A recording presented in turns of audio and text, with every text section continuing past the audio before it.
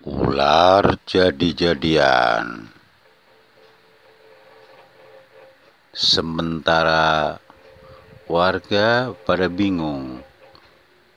Ada ular besar suka menghilang dikala kondisi kali sedang kering atau surut. Warga mengatakan senada, "Kemana ular ya? Pada saat kering seperti ini kok nggak kelihatan," kata para warga. Assalamualaikum warahmatullahi wabarakatuh. Salam jumpa kembali untuk sahabat-sahabat YouTuber serta sahabat media serta para pemirsa yang selalu aktif mengikuti konten-konten Asadam. Semoga sampai saat ini tetap dalam lindungan Allah Subhanahu wa taala. Man syabaro. Kita tetap semangat dan sabar. Mari kita ikuti terus kisah nyata. Di sini Ayah sedang akan mengupas tuntas tentang mengenai ular jadi-jadian. Suka muncul di siang bolong, terkadang menjelang malam. Saudara, kalau saya telusuri dari ujung kali sampai ke ujung kali dalam kondisi kering seperti ini, memang secara akal sehat manusia banyak bertanya-tanya, itu wajar. Karena pada saat air banyak, katakanlah ya setengah daripada kedalaman kali ini. Tapi pada saat kali ini mengering, warga bertanya-tanya di mana ular berada. Kalau saya simpulkan di sini, ular itu adalah bukan ular biasa karena besarnya tidak seperti ular umumnya. Seperti orang bilang nahkoda begitu ya. Onda. Namun ular ini aneh. Ular ini tuh agak buntung, dalam arti kata besar tapi pendek, kurang lebih 1,5 meter, tapi lebih besar diameternya seperti itu. Dan bentuknya seperti ikan, kita tidak bisa menggambarkannya, kira-kira begitu. Itu yang mengetahui hanya orang-orang tertentu, bahkan orang awam pun dikasih tahu. Lantas para warga berkomunikasi, konsultasi dengan sesepuh, katakanlah yang ahli agama. Disitulah kebetulan ada salah satu orang yang ahli ruqyah yang memang kebetulan beliau spiritual. Beliau memberikan satu penjelasan kepada para warga bahwasanya setiap makhluk, baik makhluk nyata maupun makhluk tak nyata, makhluk nyata ya seperti kita-kita yang bisa dilihat secara umum. Kalau makhluk gaib, intinya jin.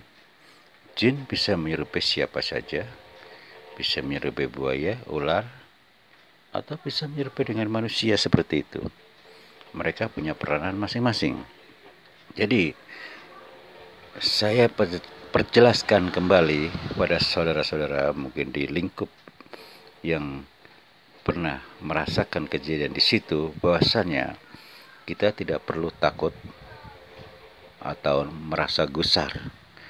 Kalau memang dalam kondisi sungai kering seperti ini, ular itu tidak ada, padahal ular itu besar. Tadi saya sudah jelaskan secara mata batin. Ini yaitu tidak lepas dari bangsa jin yang punya peranan ular seperti besarnya anaconda, mirip seperti kayak ikan pada umumnya.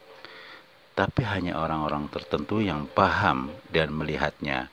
Sekalipun ada orang awam melihat, hanya orang-orang tertentu. Begitu. Alhamdulillah sampai saat ini tidak mengganggu masyarakat. Perlu saya penjelaskan kembali. Makhluk gaib bisa menyerupai manusia, bisa menyerupai hewan, apapun jenisnya seperti itu. Seperti kayak kuntilanak, bisa menyerupai manusia, gadis cantik misalnya. Kalau dia memang punya keniatan tidak baik untuk mengecohkan lawannya, dia seperti gadis cantik. Siapa sih yang tidak mau tergiur dengan adanya gadis cantik seperti itu? Itu kalau memang dia punya kenyataan kejahatan seperti itu. Mari kita simak, dengarkan baik-baik para warga ya. Nanti saya akan menjelaskan kembali bahwasanya nggak usah heboh, nggak usah takut. Yang pasti secara mata batin ini bukan makhluk biasa. Selama dia tidak mengganggu, tidak apa-apa ya. Terlebih kalau memang itu kenyataannya ikan biasa pasti akan terlihat. Dalam kondisi kali kering dia nggak ada, berarti dia berpindah seperti itu. Tak lama kemudian tiba-tiba warga teriak-teriak dari jauh, Pak, minta tolong. Lantas setelah sampai si Ustadz bertanya kebetulan si Ustadz sedang lagi komunikasi dengan para warga di situ. Ada apa nak? Kata si Ustadz. Itu ujung sono ada orang rame-rame, ada yang jatuh nggak tahu kenapa. Di kali juga pak. Lantas satunya menyusul, itu pak ada yang kesurupan, katanya ngelihat sesuatu yang dibicarakan ular anaconda.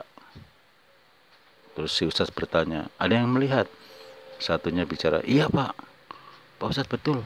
Lantas mereka buru-buru di kesana. Setelah sampai di sana, si pingsan itu belum siuman. Lantas si Ustadz langsung mengeruqyah dia. Tak lama kemudian dia siuman. Dia suruh kasih minum air doa. Lantas dia ditanya oleh Ustadz, kamu kenapa? Tadi saya lagi mau cari ikan nih, di sini kan lagi kering nih, tapi banyak ikan-ikan yang di tempat air-air yang kecil gitu. Tiba-tiba saya melihat ular yang dibilang anak anaconda itu gede banget. Tiba-tiba saya pingsan di situ. Oh, akhirnya si Ustadz paham hal itu. Saudara, mumpung ini masih banyak orang di sini, tidak usah takut ya. Itu dia lagi kebetulan melihatnya karena dia saking takutnya dia langsung pingsan. Nyatanya dia udah nggak ada, dia berpindah. Jadi nggak usah takut saudara-saudara ya. Saya ulang kembali, insya Allah saya akan bantu. Saya akan deteksi dari ujung ke ujung apakah dia masih di lingkup sini. Kenyataannya dia kena ketemu. Mudah-mudahan kalau memang ada saya akan pindahkan tempat yang jauh dari lingkup penduduk. Demikianlah saudara, kupasan demi kupasan sekilas pengetahuan mengenai ular jadi-jadian yang seperti besarnya anaconda tapi buntok, dalam arti kata pendek 150 meter. Hanya cuma 150 meter atau 1,5 meter ya. Insya Allah hal itu tidak akan pernah terjadi lagi. Dan tidak usah heran, namanya sesuatu gaib pasti selalu ada. Wassalamualaikum warahmatullahi wabarakatuh.